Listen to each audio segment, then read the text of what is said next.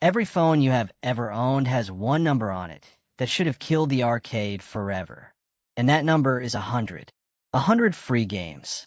On a screen better than any arcade cabinet ever built. In your pocket. For $0. A 10-year-old today has a better graphics chip in their backpack than a $4,000 Daytona USA machine for 1994. And they have it with them on the bus.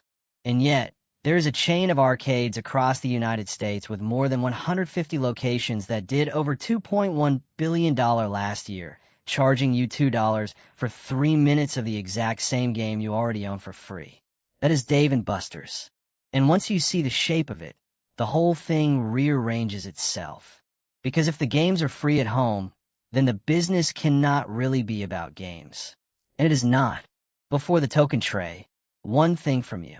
What is the single best prize you have ever won in an arcade, and how many tickets did it actually cost you? I want the prize and the ticket count, because somebody watching traded 8,000 tickets for a stuffed shark worth $12 and has never told anyone. Put it below. And if you're already down there, hitting like and subscribe is genuinely the one thing that keeps these going. Because most of what you tap on the glass never pays out the way you think. And the card in your pocket is how you find out what these places actually sell. Start with the fact that should sink the whole model before it floats. Yes, the serious players are real. Walk into any arcade at 8 p.m., and somewhere in that room is a teenager on Dance Dance Revolution who has not missed a Friday in a year. He knows every pattern. He has his own shoes.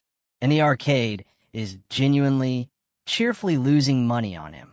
He buys one $25 game card and drains it for 3 hours. He never eats. He never drinks. But he is not the customer the arcade is built around. An arcade does not set its price against its best player. It sets its price against its average family. And the average family is far, far less skilled than they like to imagine at the claw machine. Roughly 80% of people who walk into a modern arcade in America, Britain, Canada, or Australia are not there to play games well. They are there to celebrate. A birthday party of 10 kids. A date night that needed something to do. An office party with nowhere else to go on a Thursday. Only about 15 to 20% are regulars who come for the games themselves. For every teenager grinding for a high score, there are 4 parents buying a $50 game card for a 10-year-old who will play 8 games badly, leave 2,000 tickets short of the good prize, and ask for pizza. So the arcade is not really running a game business. It is running a numbers game, and the number it cares about is the average spend per head across the whole birthday party. Think of it less like a video game shop and more like a cinema that sells popcorn. A cinema knows the ticket barely covers the film. The $12 popcorn pays the rent. An arcade works the exact same way. Your DDR regular is the cheap ticket. The family of 4 that buys 2 cards, loses at the claw 3 times, redeems for a $2 bouncy ball that cost 8,000 tickets, and then orders burgers and beer is the popcorn that pays for him. Get enough birthdays through the doors on a weekend, and the heavy players vanish into the average. And the average is where the profit lives. It is worth pausing on how big this simple trick got. At its peak, the arcade was supposed to be dead. In 2010, every headline said the same thing. Smartphones killed the arcade. Home consoles killed the arcade. Why pay quarters when you have Fortnite for free? And then the biggest arcades did the opposite. They got bigger. Dave & Buster's in the United States. More than 150 locations, many over 30,000 square feet, each doing $10 to $15 million a year. In the last reporting year, over $2.1 billion across the group, serving millions of birthdays a month on exactly this math. Round 1, born in Japan, now blanketing every mall in America. More than 50 U.S. locations and 100 in Japan, each a warehouse of bowling, karaoke, crane games, and cabinets you cannot fit in a living room. Main Event, owned by Dave & Buster's, another 50-plus locations. In Britain, Hollywood Bowl and Tinpin run the same hybrid. In Australia, Time Zone and Archie Brothers. In Canada, The Rec Room. The format did not die. It mutated. For the teenager, the old arcade was a place to play games. For the family, the new arcade is a place to buy time together where no one has to host, clean, or plan.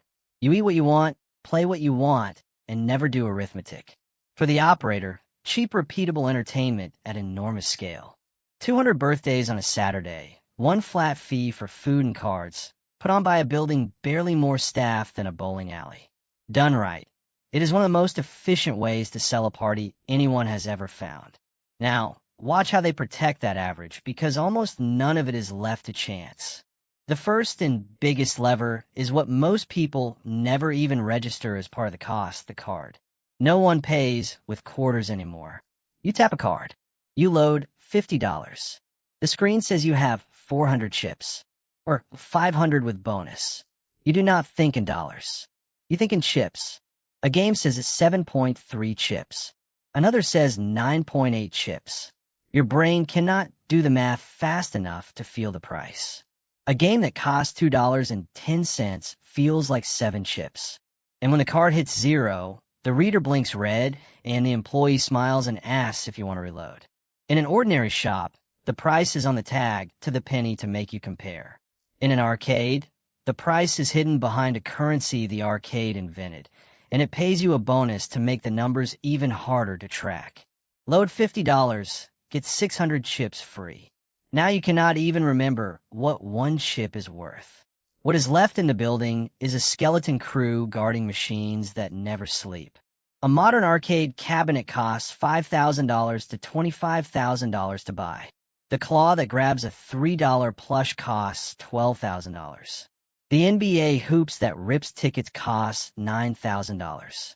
But that cabinet then works 14 hours a day, 360 days a year, for 5 to 7 years with no sick days.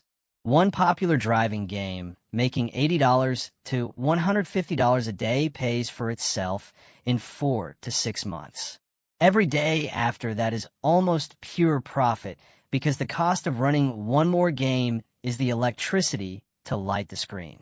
And the games that make the most money have been chosen as carefully as anything on the ticket wall. Look at the floor. Roughly 70% of a modern arcade floor is not video games at all. It is redemption. Ticket games. Claws, coin pushers, stacker, key master, basketball, down the clown. These are games where the outcome is not skill alone, but a payout rate set by the operator on a keypad inside. Hold on to that word, because payout is the thing that explains everything later. It begins the instant you are handed a card instead of quarters, because that card is doing 2 jobs. Job 1 is to hide the price. Job 2 is to make leaving hurt. You loaded $50. You played 6 games. You have 11 chips left. Not enough for anything good. The card is worthless in your wallet, but your brain hates leaving money behind. So you load another $20 to use the $2 you already stranded. Economists have a dry name for this, the sunk cost trap, and the arcade card is a live demonstration of it. Then there's the wall of prizes, and the wall is never an accident. The very first things you see when you walk in are the big prizes on the top shelf. A PlayStation, a giant Pikachu, a mountain bike. Each one says 50,000 tickets, 80,000 tickets. They are billboards, not inventory. They are there to set the anchor when your card says you have 42 tickets after 3 games.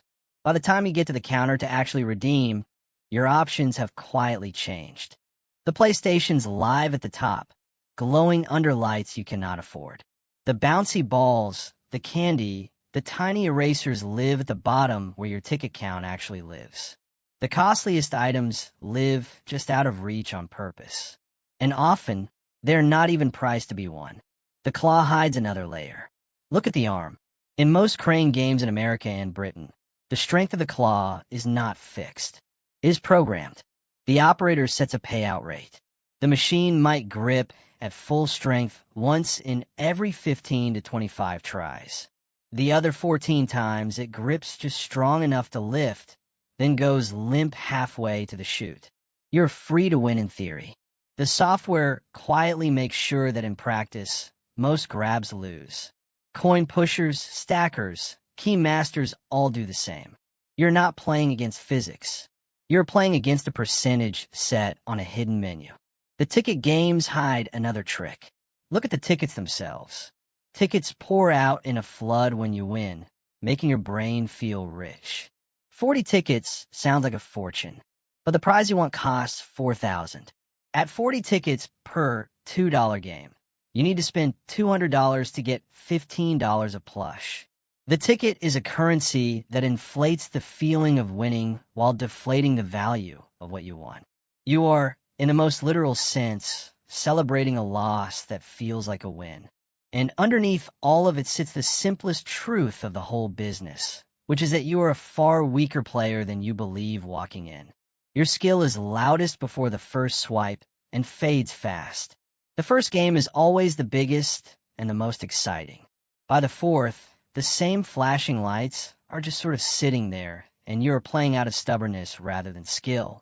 The arcade is basically a live demonstration of near-miss psychology. The claw that almost had it will push you to try one more time. And that one more time is $2. And here is the quiet genius sitting on top of it all. Even after the card, the stranded chips, and the claw that lets go on purpose, most people walk out feeling like they had a good time. You stood in a room built for noise and light. You played more games than you would ever own at home, and the price never once felt like a price because it was in chips. That feeling, the sense of freedom of having played everything, is the real thing an arcade is selling, and it is far cheaper to hand out than the prizes are.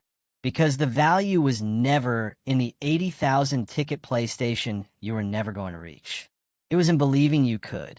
So where does the money actually come from? Not from Pac-Man. An arcade is a restaurant and events business wearing joysticks as a disguise, and it has 3 revenue layers stacked on top of that $50 card. There's the game layer, the one you see. Chips swiped at 7 to 10 chips a game. This is the volume play, but it is not the profit center.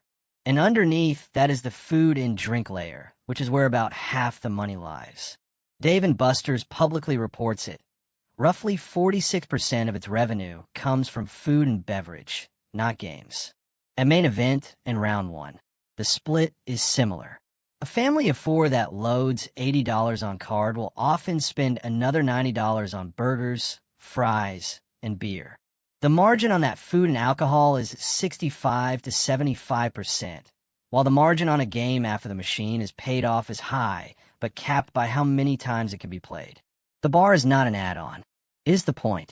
An adult who would never pay $2 to play Mario will happily pay $14 for a cocktail while their kids burn the card. The last layer is the one the chain never advertises on the marquee, even though it often decides whether the building had a good year. Birthdays and corporate events.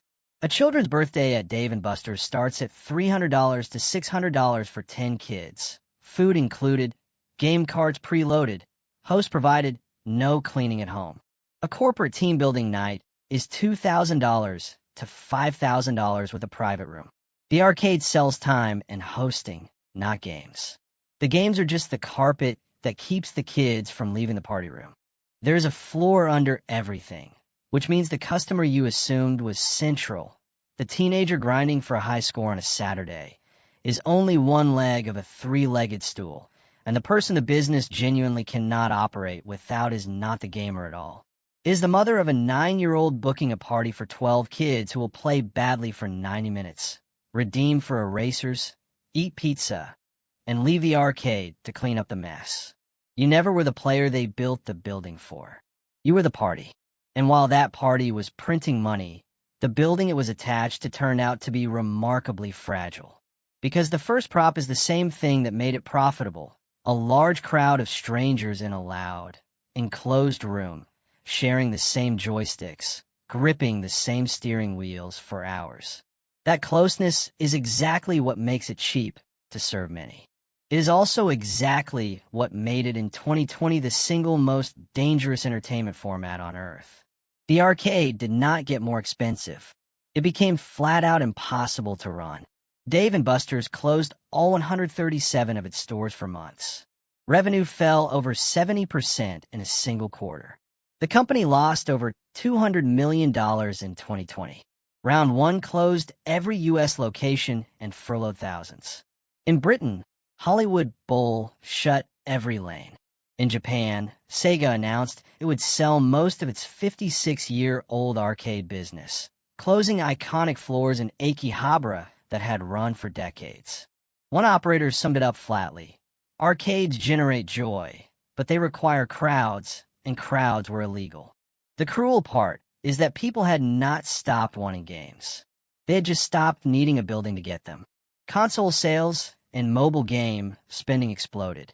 The exact feature that had made the arcade cheap for 30 years, a single room serving thousands, was the one feature you could not legally keep open. The survivors revealed the second crack. The arcades that came back fastest were not the ones with the best games.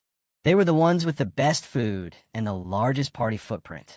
Dave & Buster's survived by becoming more restaurant than arcade, pushing its eat and play combo and taking on over $500 million in new debt to keep the lights on.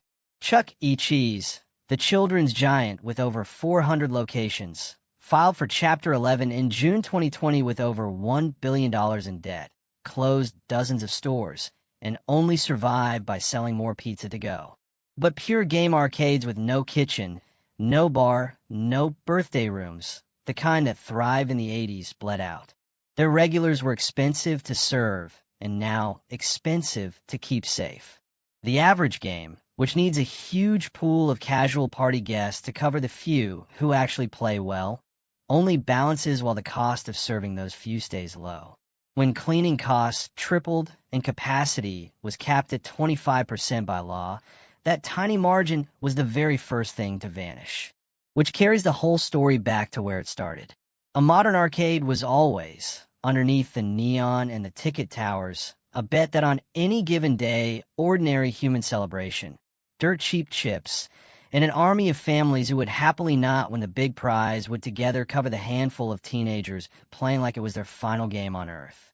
It is genuinely brilliant, and it is genuinely fragile. And those are not two separate facts. They're the same fact looked at from opposite sides.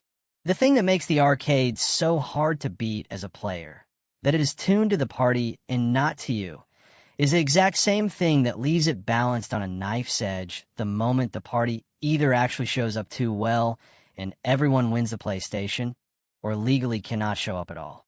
So the next time you walk in, load $50 that becomes 400 chips, and reach for the claw that just happens to grip with full strength once every 20 tries on a wall that just happens to put the mountain bike 79,500 tickets away from the 42 you just won, you will know what is really going on. The arcade is not betting that you personally will show skill. It is betting on all of you at once, and almost every single time the house eats, well, while you carry home a bouncy ball. If you enjoyed pulling the arcade apart like this, a like and a subscribe genuinely helps this channel more than you would think. And if you want to see the same move, pay for time, not product, clever business hiding behind it, go watch our video on how gyms make money when you don't show up, or how bowling alleys make money even when you gutter every ball, or dig into the full money and business playlist on the channel. That one is the perfect companion to this. See you in the next one.